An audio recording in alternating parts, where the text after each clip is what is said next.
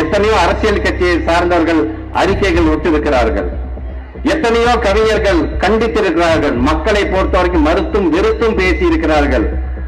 ஆனாலும் இந்தி மொழியை கொண்டு வந்தே தீருவேன் என்று இந்தி வெறியர்களே, இந்திக்காக வாழ் கொடுத்துக் கொண்டிருப்பவர்களே, எல்லோரும் இந்நாட்டு மன்னர்கள் என்று சொல்லிவிட்டு இந்தியை திணிக்க நினைக்கிறீர்களே, உங்களுக்கு நான் தருகிறேன் இதோ பரிசு.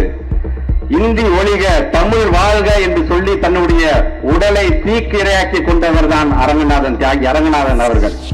ஆக அவருடைய இந்த இடத்திலிருந்து இன்னைக்கும் அதற்கான அர்த்தம் இருந்து கொண்டே இருக்கின்றதே என்றுதான் நாம் பார்க்க வேண்டிய ஒரு சூழ்நிலை.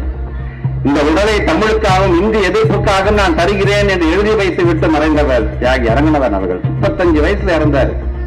இறக்கும் போது ஒன்றிய அரசில் இருக்கின்ற தொலைபேசி துறையிலே பணியாற்றியவர் அரங்கநாதன் அவர்கள்.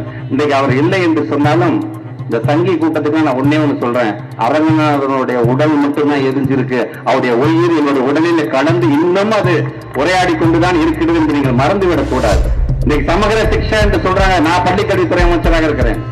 ஒன்றிணைந்த பள்ளிக்கல்வி திட்டத்தின் மூலமாக நமக்கு வர வேண்டிய 2152 கோடி ரூபாய் நான் தரமாட்டேன், நீ மும்மொழி கொள்கையை ஏத்துக்கிட்டாதான் நான் தருவேன் என்று நமக்கு கண்டிஷன் போறாங்க. பணம் நம்மளோட பணம், 43 லட்சம் பிள்ளைகளோட எதிர்காலம் சம்பந்தமான பணம். அதை கேட்டா அவங்க சொன்னா இல்ல இதை நீ ஒத்துக்க நான் தரேன் என்று சொல்லும் போதுதான் தமிழ்நாட்டுடைய முதலமைச்சர் சொன்னாரு, நீ என்ன 2000 கோடி 5000 கோடி சொல்ற, நீ 10,000 கோடியே தந்தாலும் சரி, எங்களுடைய கொள்கையை விட்டு அந்த நிதியை பெற வேண்டிய அவசியம் எங்களுக்கு இல்லை என்று சொன்ன ஒரு முதலமைச்சர் நம்முடைய தமிழ்நாட்டுடைய முதலமைச்சர் அவர்கள். இது மட்டும்தானா, மக்கள் தொகை அடிப்படையில் நாங்கள் மறுசீரமைப்பு பண்ண போறோம். எப்படி நாடாளுமன்றத்திற்கான மக்களவைக்கான இந்த தொகுதியெல்லாம் மறுசீரமைப்பு பண்ண போறாங்களாம். மறுசீரமைப்பு பண்ணா இன்னைக்கு நம்ம 39 தொகுதி தமிழ்நாட்டுக்கு இருக்குது என்று சொன்னால் அது 31ஆக குறைந்து விடும். நம்முடைய பிரதிநிதித்துவம் அங்கே குறைந்து விடும் என்று இன்னைக்கு குரல் கொடுக்கக்கூடிய முதல் ஆண்மகன் யார் என்று சொன்னால் நம்முடைய தமிழ்நாட்டுடைய முதலமைச்சர் என்கிற பெருமை நமக்கு இருக்கின்றது. இந்த சஸ்டைனபிள் டெவலப்மெண்ட் கோல் அப்படின்னு சொல்லுவாங்க, நீடித்த வளர்ச்சி தன்மை என்று சொல்றாங்க. பாத்தீங்களா, உலக அளவில் ஒரு 17 வகையான புள்ளிகளை வச்சிருக்கிறாங்க.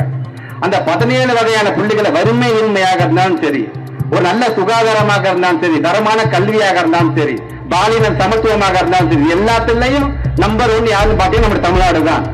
இது மட்டும்தானா, இன்ஃப்ராஸ்ட்ரக்சர் உட்கட்டமைப்பாக இருந்தாலும் சரி, தொழில் வளர்ச்சியின் மூலமாக இன்னைக்கு பல்வேறு முதலீடுகளை ஈர்க்கக்கூடிய மாநிலம் இருக்கு பாத்தீங்கன்னா, அதுலயும் நம்ம தான் நம்பர் 1.